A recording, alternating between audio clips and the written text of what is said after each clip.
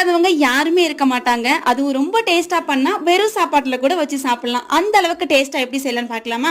ஒரு சின்ன பாத்திரத்துல எண்ணெய், கடுகு, உளுத்தம் பருப்பு, ஒரு 3 பல்லு பூண்டு, ஒரு பெரிய பச்சை மிளகாய், கொஞ்சமா கறிலி, நல்ல பெரிய சைஸ்ல உள்ள வெங்காயத்தை குட்டியா சாப் பண்ணி உப்பு போட்டு நல்லா வதக்கிக்கிறேன். ஒரு 3 பெரிய சைஸ்ல உள்ள கேரட்டை துருவி வச்சிருக்கேன். கொஞ்சமா மஞ்சத்தூள், சீரக பவுடர், கொஞ்சமா மிளகாய் பொடி போட்டுக்கோங்க காரத்துக்கு தகுந்த மாதிரி.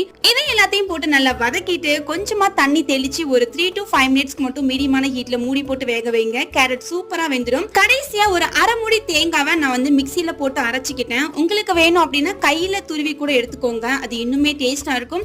அவ்வளவுதான். இப்போ நம்ம கேரட் கூட மிக்ஸ் பண்ணிட்டு நல்ல ஒரு 10 செகண்டுக்கு சூடுல வச்சு இப்போ எடுத்து சாப்பிட்டீங்கன்னா ரொம்பவே சுவையான கேரட் பொரியல் ரெடி ஆயிடுச்சு.